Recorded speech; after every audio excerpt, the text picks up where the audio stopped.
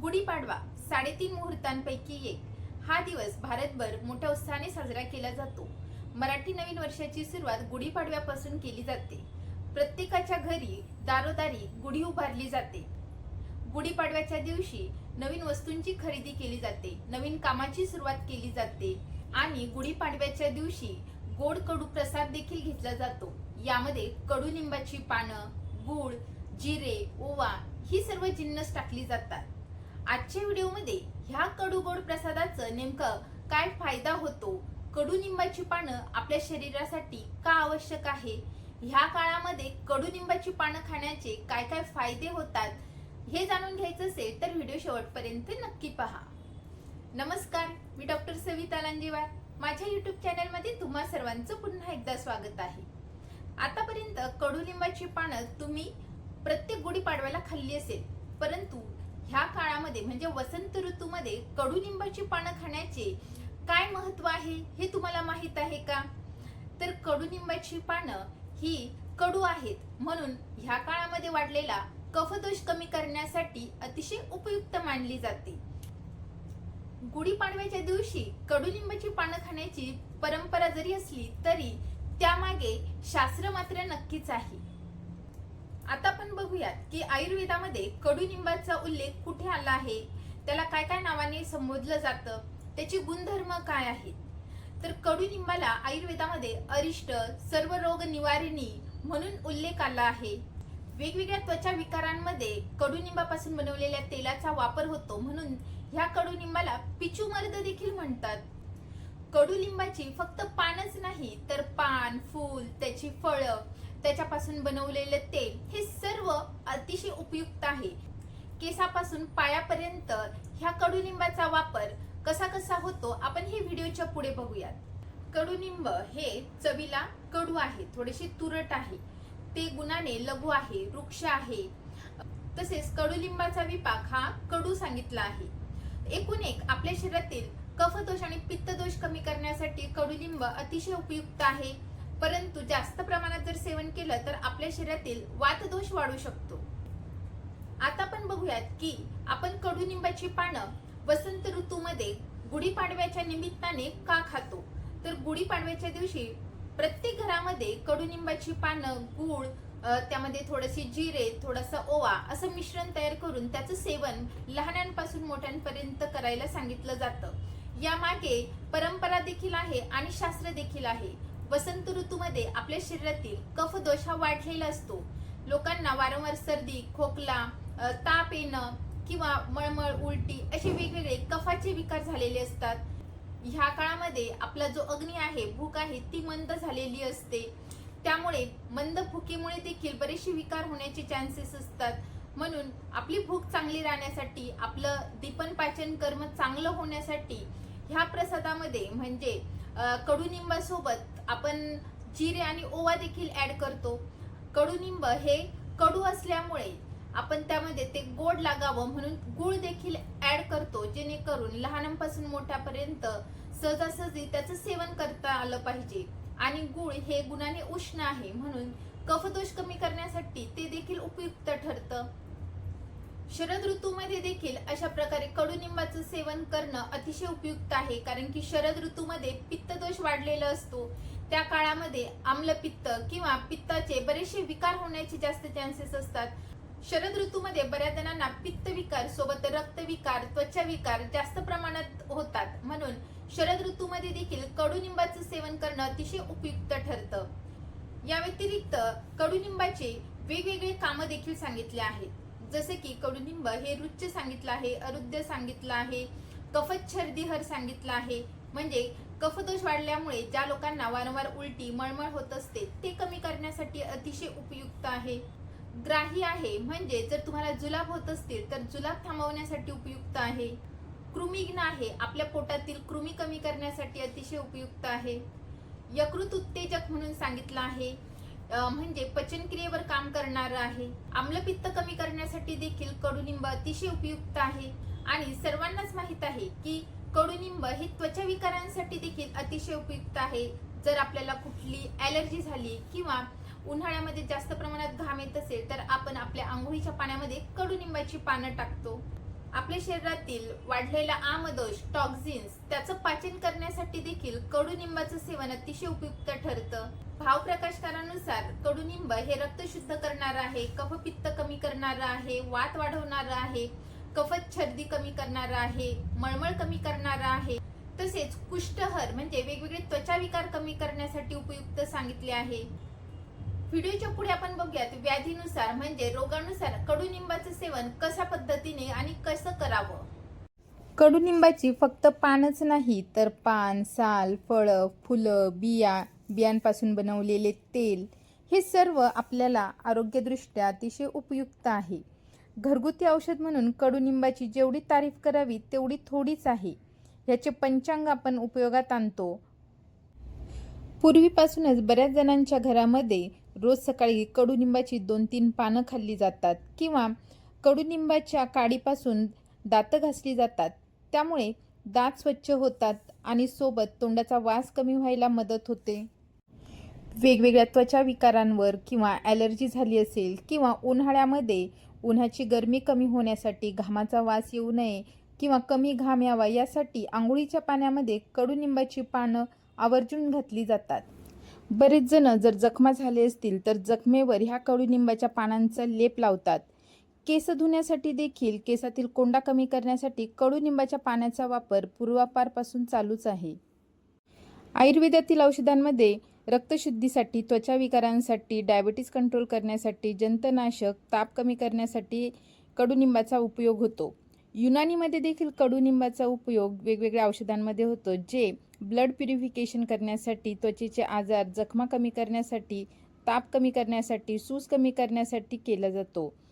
होमिओपॅथीमध्ये देखील ॲझॅडिरॅक्टा इंडिका नावाने औषध उपयुक्त आहे, जे एक्झिमा, इचिंग, पचनाशी संबंधित काही समस्या यामध्ये डायल्युटेड प्रमाणात वापरले जाते. ॲलोपॅथीमध्ये कडुनिंबाचा औषध म्हणून थेट वापर होत नाही, परंतु यावर देखील संशोधन चालू आहे. परंतु कडुनिंब हे अँटीबॅक्टेरियल, अँटीफंगल म्हणून आहे. स्किन केअर प्रोडक्ट्समध्ये याचा वापर केला जातो. इम्युनिटी सपोर्ट सप्लिमेंट्समध्ये देखील कडुनिंबाचा वापर केला जातो. वेगवेगळे क्रीम, साबण, कॅप्सूल्स या रूपामध्ये कडुनिंबाचा उपयोग केला जातो. आता आपण बघूयात कडुनिंब शरीरातील वेगवेगळ्या बॉडी सिस्टीमवर वेगवेगळ्या प्रकारे कशा प्रकारे काम करतं. तर सर्वात प्रथम म्हणजे रक्तप्रणाली, ब्लड सर्क्युलेटरी सिस्टीम. रक्त शुद्ध करण्याचं काम, रक्तातील टॉक्झिन्स कमी करण्याचं काम हे कडुनिंब करत असतं. जर रक्तामध्ये अशुद्धी असेल, टॉक्झिन्स असतील तर बऱ्याच वेळा चेहऱ्यावर पिंपल्स येतात, मोठे मोठे फोड येतात, ज्यालाच आपण बॉईल्स असं म्हणतो. तर हे सर्व कमी करण्यासाठी कडुनिंबाचा उपयोग अतिशय चांगला होतो. ॲक्नेसारख्या समस्या सुधारायला मदत होते. तर यासाठी रोज सकाळी कडुनिंबाच्या पाने किंवा पाण्यापासून बनवलेला रस 1 चमचा ते 2 चमचा ह्या प्रमाणात घ्यावा. कडुनिंब हे यकृत उत्तेजक सांगितलं आहे. लिव्हर डिटॉक्सिफिकेशनसाठी कडुलिंबाचं सेवन अतिशय चांगलं ठरतं. पचन सुधारायला मदत होते. यासाठी रोज सकाळी 1 चमचा कडुलिंबाचा रस प्यावा. जर तुम्हाला भूक लागत नसेल, भूक मंद झाली असेल, तुमच्या शरीरामध्ये आम तयार झाला असेल, टॉक्झिन्स तयार झाले असतील, तर ते पचन करण्यासाठी, भूक वाढवण्यासाठी कडुनिंबाचं सेवन चांगलं ठरतं. ॲसिडिटी, गॅस, बद्धकोष्ठता कमी करण्यासाठी कडुनिंब उपयुक्त आहे. आतड्यातील जंतू नष्ट करण्यासाठी देखील कडुनिंबाच्या पानाचा रस चांगला ठरतो. यासाठी तुम्ही कडुनिंबाच्या पानाचा किंवा त्याच्या पंचांगाचा काढा बनवून देखील घेऊ शकता किंवा चूर्ण देखील घेऊ शकता.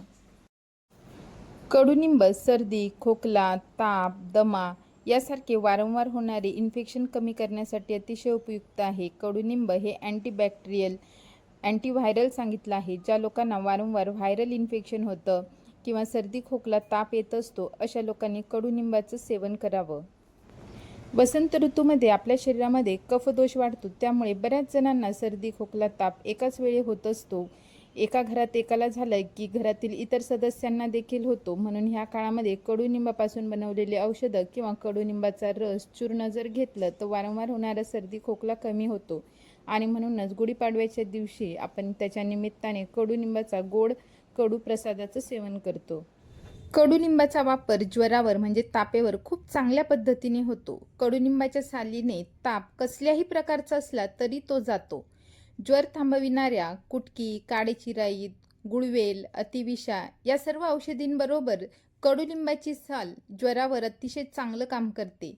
ह्या सालींचा काढा तयार करून समजा एक चमचाभर सर्व औषधी आणि एक ग्लासभर पाणी टाकून एक अष्टमांश शिल्लक राहील एवढा काढा तयार करून सकाळ संध्याकाळ घेतलं तर ताप उतरायला मदत होते. तसेच हा काढा भूक लागण्यासाठी देखील अतिशय फायदेशीर आहे. भूक लागण्यासाठी 20 ग्रॅम कडुनिंबाची साल ठेचून त्याच्यामध्ये अर्धा लिटर पाणी टाकावं. अष्टमांश शिल्लक राहील इतका काढा आटून घ्यावा.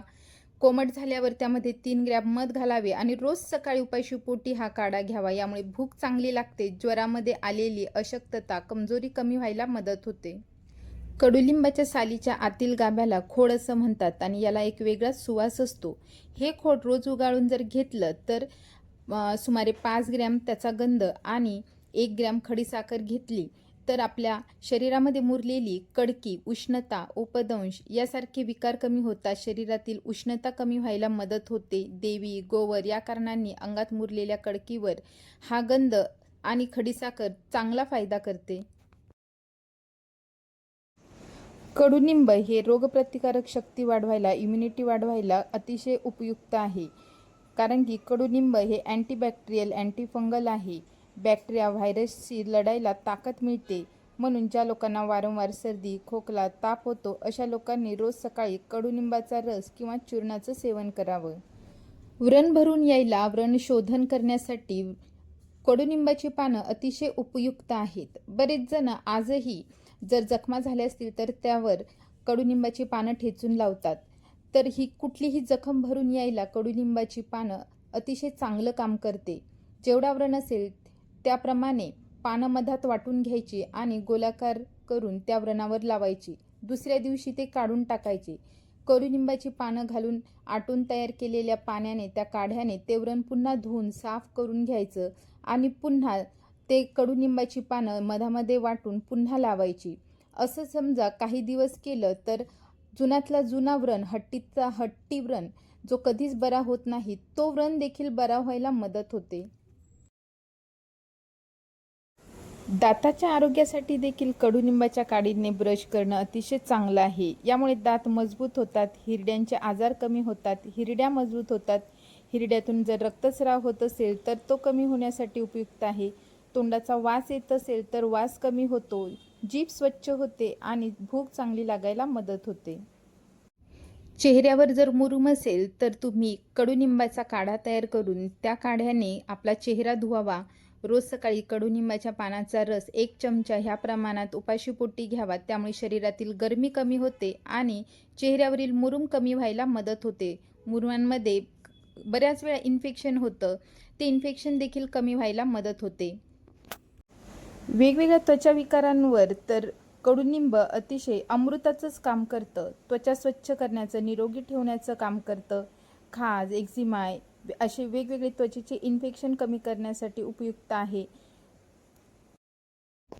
कडुनिंबाच्या बियांपासून तेल काढतात. ते कडुनिंबाचं तेल बाजारात देखील विकत मिळतं. हे तेल कोणत्याही कारणाने अंगावर उठलेला खरका, ओली कोरडी खरूज, नायटा, गजकरणं अशा अनेक व्याधींवर चोळून लावल्याने त्वचा रोग साफ व्हायला मदत होते. रक्त दूषित झाल्याने शरीरावर पडलेले दागही याने बरे होतात. अर्श म्हणजे मूळव्याध, या मूळव्याधीवर देखील हे तेल जर लावलं तर मूळव्याध बसते. कडुनिंबाची राख करावी आणि ह्या राखीचा उपयोग देखील बऱ्याचशा आजारांवर खूप चांगलं काम करतो. यासाठी कडुनिंबाची पानं निर्धूम जाळून त्याची राख तयार करून घ्यायची. ज्या ठिकाणी आपलं शरीर किंवा कुठलं अंग सुन्न झालं आहे, बधीर झालं आहे, त्या जागेवर आपल्याला स्पर्श जाणवत नाही, अशा जागी जर ही राख लावली तर स्पर्श लागत नसलेल्या जागी स्पर्शाची जाण व्हायला लागते. सूनबहिरी झालेली जागा निंबाच्या पानांच्या पोटीसनाने शेकून घ्यावी. कडुनिंबाच्याच पाण्याने आंघोळ करावी आणि मग ही राख त्या ठिकाणी चोळावी. याने चांगला फायदा होतो. बऱ्याच जणांना केसांमध्ये कोंडा होतो, त्यामुळे डोक्यामध्ये खाज येते, केस गळायला लागतात. कोंडा इतका प्रचंड असतो की खाजून खाजून लोक बेजार होतात. तर यासाठी तुम्ही कडुनिंबाच्या काढ्याने केस धुवावे. कडुनिंबाचं तेल आपल्या डोक्यांना केसाला लावावं. त्यामुळे केसामधील कोंडा तर कमी होतोच, परंतु जर तुम्हाला ओवालिका असतील तर त्या देखील कमी व्हायला मदत होते. केस गळणं थांबायला मदत होते. बऱ्याच जणांना स्कॅल्प सोरियासिस नावाचा आजार असतो, ज्यामध्ये प्रचंड प्रमाणात डोक्यामध्ये खाज येते. डोक्यामध्ये केसांचे थरावर थर जमा होतात, त्यामधून अशा पापुद्रे निघतात. तर त्यावर जर आपण कडुनिंबाचं तेल आणि करंज तेल एकत्र करून लावलं तर स्कॅल्प सोरियासिस बरा व्हायला मदत होते. आठवड्यातून एकदा कडुनिंबाचं तेल जर आपण डोक्याला लावलं तर केसातील कोंडा कमी होतो, केस गळणं थांबतं, तसेच केसांची वाढ व्हायला देखील मदत होते. कडुनिंबाची फुलं परसाकडे साफ होण्यासाठी, शक्ती येण्यासाठी घेतात. कडुनिंबाच्या वाळलेल्या फुलांचे वस्त्रगाळ केलेले चूर्ण 3 ग्रॅम प्रमाणात रोज रात्री कोमट पाण्यासोबत घेतले तर आपल्याला पोट साफ व्हायला मदत होते. कडुनिंब हे आपल्या एंडोक्राईन सिस्टीमवर देखील काम करतं. रक्तातील साखर नियंत्रित ठेवायला मदत करतं. ज्या लोकांना डायबिटीज मेलायटिस आहे अशा लोकांनी रोज सकाळी 1 ते 2 चमचा म्हणजे 10 ते 20 ml ह्या प्रमाणात कडुनिंबाचा रस प्यावा. आता ही झाली कडुनिंबापासून मिळवणारी वेगवेगळी औषधं. आता कडुनिंबाचं एक दुर्मिळ औषध बघूयात. तर ह्या काही झाडातून 3 किंवा 4 वर्षांनी नियमितपणे अंदाजे आठवडाभर पाणी वाहत असतं आणि हे पाणी कडुनिंबातील गंगा म्हणून फेमस आहे. तर हे औषध बऱ्याच रोगांवर अमृतासारखं काम करतं. ही गंगा म्हणजे हे पाणी कडकी, जीर्णज्वर, रक्तदोष या सर्व व्याधींवर अतिशय उपयुक्त काम करतं. कडुनिंबाच्या झाडाच्या सर्वसाधारण हवा ही शुद्ध करण्याकडे उपयुक्त आहे. हे झाड ज्या भूमीत असते त्या भूमीत आणि त्याच्या आसपास साथीचा रोग सहसा उद्भवत नाही, म्हणून अतिशय वाईट हवेच्या प्रदेशात या झाडांची लागवड करणं, त्यामुळे हवा शुद्ध व्हायला मदत होते. भावप्रकाशकारांनी कडुनिंबाची पानं ही नेत्र म्हणून सांगितली आहे. नेत्र म्हणजे डोळ्यांसाठी हितकर.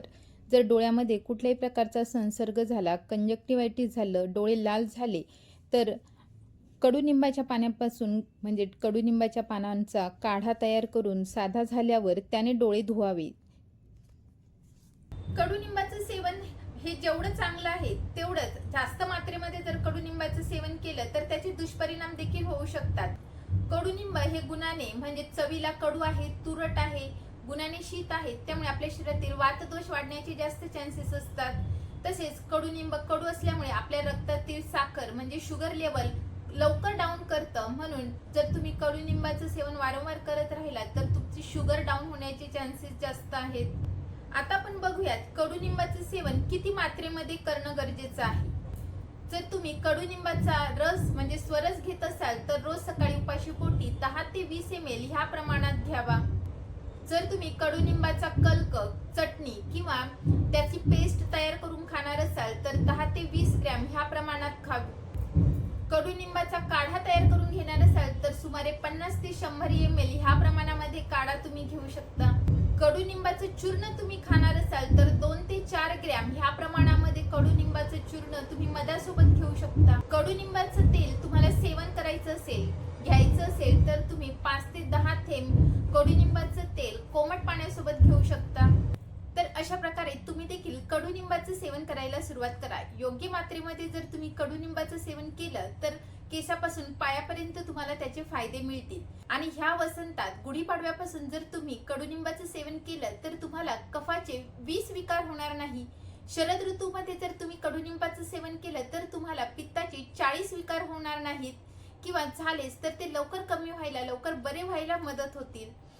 पुन्हा भेटूयात पुढच्या व्हिडिओमध्ये. तोपर्यंत हेल्दी खा, हेल्दी राहा, आयुर्वेदाला जवळ करा. तुम्हा सर्वांना गुढीपाडव्याच्या नवीन वर्षाच्या खूप खूप शुभेच्छा. थँक्यू.